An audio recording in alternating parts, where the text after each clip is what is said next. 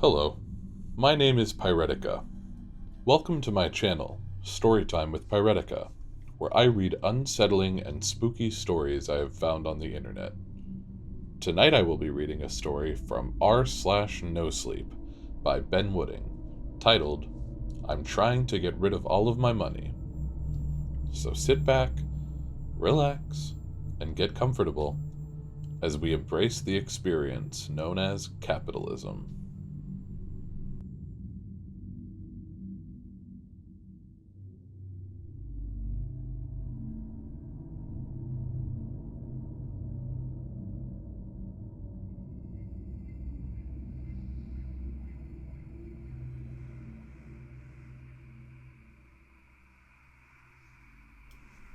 I work as a taxi driver in England. I don't work in a major city, but it is a reasonably large town. We get a lot of students, so weekends between 1 a.m. and 3 a.m. are the best times. I wouldn't say I'm exactly strapped for cash, but that might just be that I'm afraid to admit it. I have just about enough to get by from driving taxis, although business is undoubtedly on a decline, and last month I was seriously considering getting a second job on top of this. That was before the events that I'm about to tell you about. I've picked up some shady characters in my time. I've been driving taxis for about 6 years now. I've always worked for the same small local company. I was their fourth employee. But in my time here, there's definitely been a handful of drives I'll never forget. One of these, and the one this story starts at, was last month when a woman got into the car and told me to just drive. It was bright out, and at first, I thought maybe she was being followed by some creep. She was carrying 2 large black duffel bags, each with 3 large ASCII smiley faces in a white font. Just smiley face, smiley face, smiley face. This has given me a bad image of this symbol. I can't see it online or in a text without freezing up for a brief moment. I never got the woman's name, but she had shoulder-length red hair and looked to be in her early 20s. I kept asking the woman where she wants me to go and if she was in danger, but she just kept saying, just drive. And so I kept just driving. This went on for about 10 minutes, and I had driven to just about the other side of town. This is fine. Pull over. Finally, she said something else. As I pulled over, before the taxi had even come to a complete stop, she had opened the door and was climbing out. I yelled at her about the price, but it was no use. She was off, and I didn't want to cause a scene by chasing her.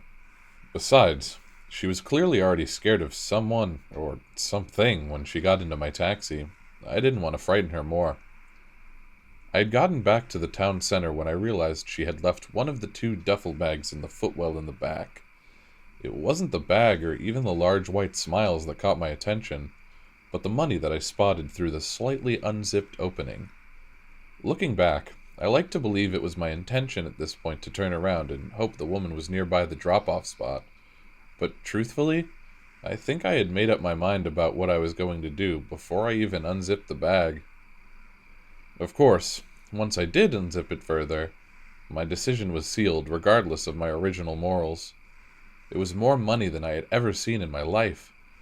Telling you this now, I can tell you it was exactly £1,000,000, but at the time, all I knew is that this money was going to solve any issue I had in my life. It probably goes without saying, but I did consider the legality of this. I knew I could not be caught with this money. Not only did I steal it from someone, but they probably didn't obtain this money legally either. Who walks around with this much cash? And she probably had more in that other bag that she took with her. I did also consider that maybe this was intentional. Maybe I had just been used as her getaway vehicle. It would almost make sense. The scared look on her face, the leaving half of the money with me as a large thank you. But then I consider the fact that she had no idea who I was. She couldn't trust me.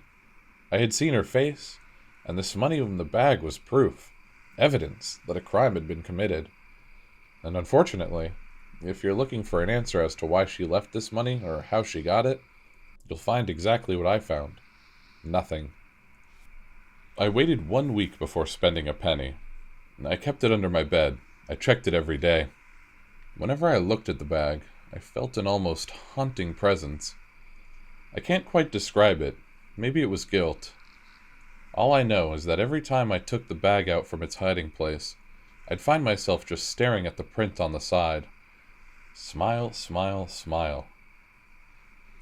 During this week, I did a lot of research to make sure I knew I wouldn't be caught with this money. The woman who got the ride was clearly in too much of a rush to remember both bags. There's no chance she took note of the company or license plate on my taxi. The odds of her tracking me down? Minimal. She didn't even look at me the whole journey, but she wasn't the only factor. Someone was going to be looking for this money. This belonged to someone, somewhere. I looked online and kept tabs on local news. The most that I saw was a robbery that had been attempted at a small corner shop, far out from where I picked this woman up. It was unsuccessful. All 3 robbers were caught.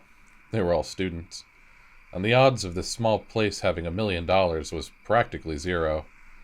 I also emptied the duffel bag once or twice looking for trackers or a mobile phone, but there was nothing. This is also when I counted the money for the first time. Exactly 20,000 50-pound notes. After a week, I bought something basic, as a kind of test to make sure the notes weren't marked or anything. I don't know enough about how this stuff works. I've only ever seen it in movies. I just know criminals demanding money in movies usually ask for unmarked bills. So I was checking that, I suppose. I bought a new dining set and a toaster. I went for ones that weren't super cheap, but nothing too fancy. Just enough where I could pay with 50-pound notes without it seeming strange. It came to $97.98. The cashier took the box, and my heart was pounding. As he scanned it, my heartbeat still felt louder than the beep of the checkout. I almost felt like everyone could see my body wobbling with each beat, but I knew this was probably in my head. "Do you have a loyalty card with us?" I gave him the 2 50-pound notes. I didn't even register what he had said until he had taken it from me. Shit, I thought. He leans into the microphone built into the desk. "Colleague to checkout 3, please. Colleague to checkout 3. The pounding in my chest became a fast, racing beat. From slow, hard-hitting drums to fast, unrhythmic tapping. "I'm sorry, is there a problem?" "Yes, the dining set box is damaged. I'm just gonna get a new one for you in case anything inside is broken." I thought I was going to pass out from relief. The sudden change in emotion felt like it had given me whiplash. He handed me my change, and as soon as a new dining set box was handed to me, I left the store. I got into my car and quietly celebrated. It was a success. I had done it, and I hadn't gotten caught. It was a rush of excitement as I realized that this £1 million truly was mine now. I immediately went too far and started looking for a new car. Currently, I used the taxi as my personal vehicle. My boss was kind and let me do that until I got my own. He told me that 6 years ago, and we haven't spoken about it since. I feel like he probably just found it too awkward to bring it back up once it had been too long. I found one in a local car dealership, and I checked on the website to make sure they'd take cash. They did. So I got home, took the boxes out of the taxi, and set them down in the kitchen. I plugged my toaster in and got the dining set out of the box. I was going to bring it to the sink to wash, as I always assume new cutlery is automatically dirty. But I immediately tripped.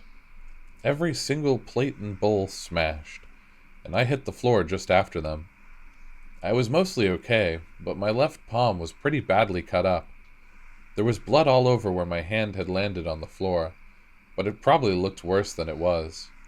I cleaned up the blood and wrapped a bandage around my left hand. I still let my fingers poke out so I could clearly still drive. I didn't want to risk the car not being sold to me over a silly accident. I left the smashed pieces on the kitchen floor as I rushed out the door. It was 7 p.m. and already getting dark. I wanted to get this car before the place closed. It was only a 15-minute walk from my place. I wasn't planning to get a particularly exciting car. I knew that £1 million was only a lot if you let it last. I wasn't going to go crazy and spend a quarter of it on a car. I found one for £11,300 that was nice enough for me. Silver, convertible roof, second hand. The walk there was fairly quiet, as I live on the edge of town. Not many people are driving or walking through these parts. The roads are mostly empty at the busiest of times. There's not even an exit into the next village over, so there's no reason to pass through here. The deal itself went through clean and fast. They were closing soon after I got there, so they were in a rush to get me out anyway. Before long, I was driving it back home. The roads were just as quiet as my walk there. I only saw one other car on my drive, right behind me. It was matte blue, and seemed to be someone who lived near me, as they were taking every turn I took. As I slowed down ever so slightly at the final turn from my place, bang! The only other car on the road crashes straight into me. We both get out of our vehicles. The person with their car up the rear of mine was a bald man, and the most apologetic guy I've ever met. Which I guess makes sense given this was entirely his fault. He said sorry so much I actually cannot remember how many times he said it, but I did not want any kind of investigation into what happened, or how I could suddenly afford a car on my wage. I convinced the man it was my fault, and not to contact his insurance. I gave him £7,000 and told him to just get his car repaired with that money. After a lot of convincing, he agreed, before apologizing even more. My car wasn't totaled. It wasn't even that bad for how hard the impact felt. The rear was a little caved in, but it still worked, and I drove the final 20 seconds home safely. Getting into my place, it was pitch black. I thought this was strange, as I don't remember turning any lights off, but I instinctively reached for the switch and flipped it. And nothing. Still pitch black. At this point, I got a flashlight and went to check the fuse box. Sure enough, a switch had been tripped. After 5 minutes of unplugging various things, I walked into the kitchen, forgetting about the smashed porcelain from earlier. The cuts on my feet weren't as bad as my left hand, but it still hurt and made me jump when I wasn't expecting it. Then my eyes fixed on the toaster, and I realized what was probably going on. I was right. After unplugging it, I could flip the switch back in the fuse box and the power came back. I guess I was sold a faulty toaster. I checked my fridge and had pretty much no food, so I decided I deserved a treat after a stressful day. I got the duffel bag and sat with it at the dinner table, and then ordered a pizza. I decided I was going to be nice and give a handsome tip of £50 to the delivery person. This was probably a symptom of having a guilty conscience. As excited as I was about this money, I couldn't help but keep thinking back to how I acquired it. After about half an hour, there was a knock at the door, and the pizza was here. I had a small conversation with the delivery guy. He was wearing a high-vis jacket, so most likely had to bike here, but it's only a few streets down, so that's what I'd expect. The jacket actually looked pretty cool. It had a reflective version of the pizza place's logo. He said it was his last delivery, and then he's home for the weekend. I gave my tip, which he greatly appreciated, and for a brief second, I felt like a good person. I sat down to eat. I had gotten the meat and veggie feast, my favorite pizza from a local delivery place. It had ham, pieces of meatball, chicken, pepper, and sweet corn. Usually when I order this, it's a happy moment. It's a treat for myself, or a celebration of something. On this day, though, the unforgettable memory is the pizza itself. Despite everything that had happened that day, the pizza is what made this day terrible. I got not even a few bites in when I started choking. Not just a small choke, where you feel awkward if you do it around people. I mean properly choking. For a solid 30 seconds, I could not breathe at all, yet it felt like minutes. I have never felt so terrified in my life because I truly thought it was the end of my life. The whole time, the bag felt like it was staring at me with 3 faces. Smile, smile, smile. Once I stopped choking, I burst into tears. I cannot capture how I felt at this moment. I was scared. I went to bed without eating any more pizza. That night, I had a dream that was so vivid and realistic. I've never experienced something that felt so real, not even in reality itself. In the dream, I was using my new toaster, when it sparked and set fire to the cardboard box on the floor, the one it had arrived in. I unplugged the toaster as fast as I could and threw it away from the fire. It landed on its side, and on the bottom was an ID number for the product. 13775. This number had no significance to me, but I remember vividly reading it. At this point, I felt a burning sensation behind me. I turned around and the fire was growing more and more. Just standing near it was burning me. I woke up with a jolt, and with no hesitation, ran to where I had left the toaster. I looked at the bottom. 13775. I know in my heart that this dream is showing me what would have happened. This toaster tripping the switch was actually the best possible scenario. The alternative would have ended up being this. At this point, I realized something. Something that made my heart sink. Every bad thing that had happened to me these past few days had been from possessions I had purchased with the money I stole. The cut hand, the faulty toaster, the car crash, the pizza, all of it was directly caused by this money. I know it sounds paranoid, but I could not shake the feeling that it had to be what was happening. I don't know why it's happening, but I just know it to be true. Maybe the money is cursed, or maybe this is punishment for me taking it. Whatever it was, I knew it couldn't be mine. My immediate thought was to donate it all to charity, anonymously, of course. I didn't want any questions being asked. But that was when I turned on the TV and saw that one of the main roads in town is closed for the morning. They were talking about a car crash and that traffic would be bad for the next few hours. The picture being shown was of a matte blue car crashed into a river that runs alongside the road. They didn't show who was in the car, but they said that 2 people were killed, the driver and someone walking by. Apparently their clothes were too dark for the car to see them, as the news presenter used this time to warn people of how important it is to wear visible clothing at night. I turned off the TV. I felt sick. I don't think I need to explain what happened. I don't know if I even have the stomach to type it, but I knew at this moment that this money didn't exclusively harm me, but anyone. I could not in good conscience give this to a charity. My next thought was to gamble it all away. I have no proof, but I believe that the money only continues its curse if given away to someone, because then it still has a curse to carry out. If I buy something with it, and someone else ends up getting the money in the future, it has already carried out the curse on me through the object I purchased with it. It just made sense to me. I took £1,000 with me to a casino. I used my taxi to drive there. The first thing I did was the roulette wheel. I bet all of my money on Black 13. Bad luck number. Best possible chance to lose. They spin the wheel, and the ball goes round and round, making a clack sound as it hits each bump in the wheel.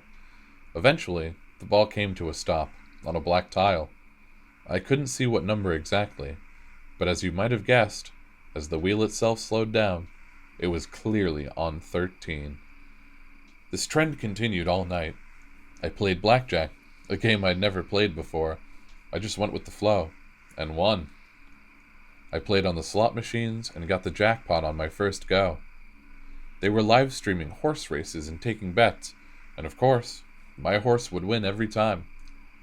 I went into this place with £1,000 and came out with £20,561. I had done the exact opposite of what I was trying to achieve. In fact, this brought my total money overall to over £1 million. I gave up. I went home before the casino thought I was cheating, if that's even possible. I felt stuck. I had more money than I ever thought I would have in my life, and I wanted nothing more than to get rid of it.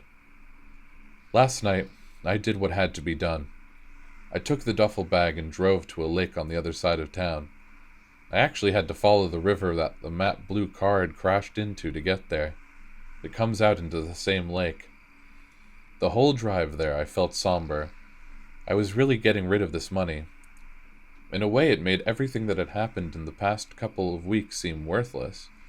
I was just going to go back to how I was before all of this, and then what? All that harm was for nothing?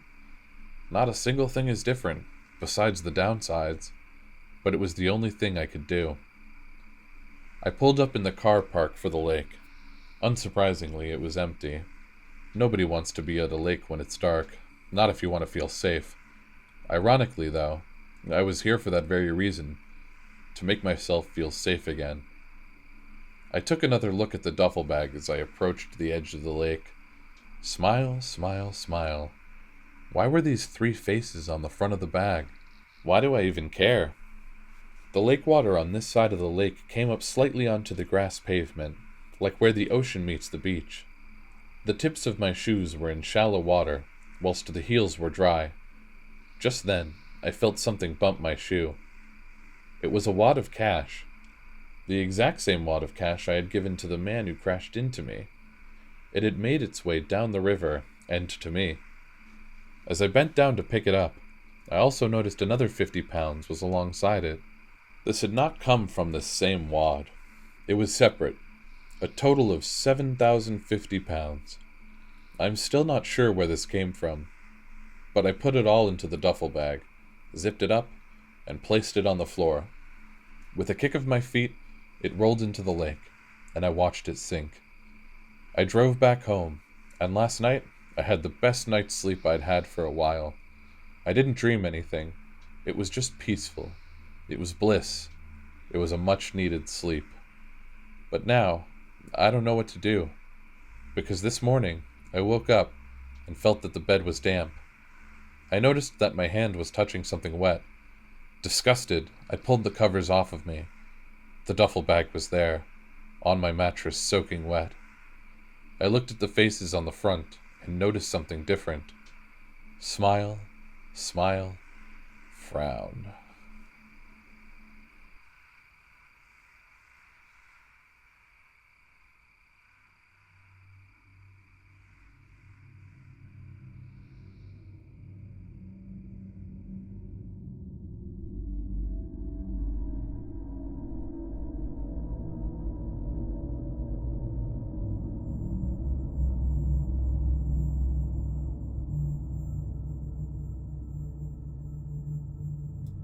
Thank you all for listening, and if you've enjoyed this video, please don't forget to give it a like and to subscribe for future stories.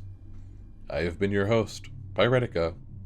Good day and good night.